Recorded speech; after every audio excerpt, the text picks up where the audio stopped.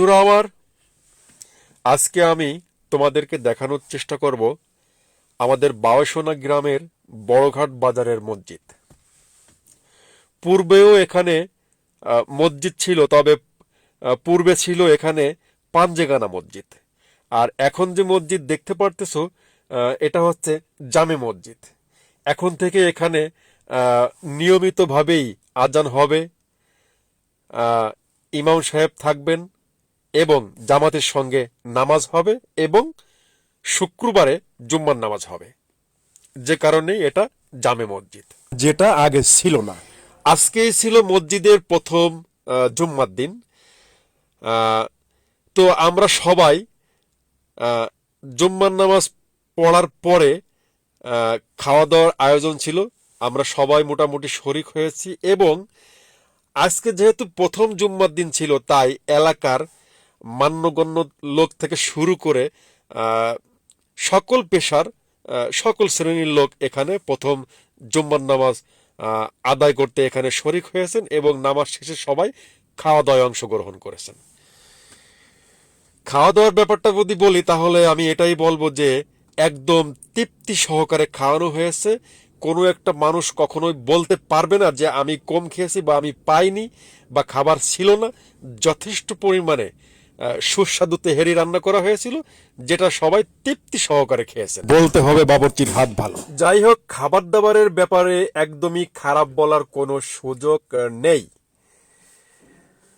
এখানে আজকে জুম্মার নামাজ পড়তে আসার পরে কিছু পরিচিত মুখ দেখতে পারতেছি, যাদেরকে দেখে সত্যি খুব ভালো লাগতেছে। কারণ যেহেতু আজকে প্রথম জুম্মার নামাজ ছিল, তো আশেপাশের থেকে সবাই চেষ্টা করেছেন প্রথম জুম্মার নামাজে এসে শরিক হতে।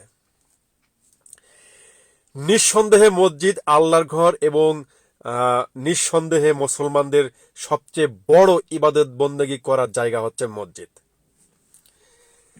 বাজারের মধ্যে এই যে এত সুন্দর একটা মসজিদ হওয়াতে সত্যি মানুষের সব দিক দিয়ে আমি মনে করি সুবিধা হয়েছে। যেমন মানুষ বাজারে আসবে এবং বাজারে আসার পরে আজান শোনার সঙ্গে সঙ্গে মসজিদে গিয়ে জামাতের সঙ্গে নামাজ আদায় করতে পারবেন এবং রাস্তা দিয়ে যখন পথচারীরা যাবেন, তারাও আজানের সঙ্গে সঙ্গেই ইচ্ছা করলে এখানে নামাজ আদায় করে তারপর যেতে পারবেন।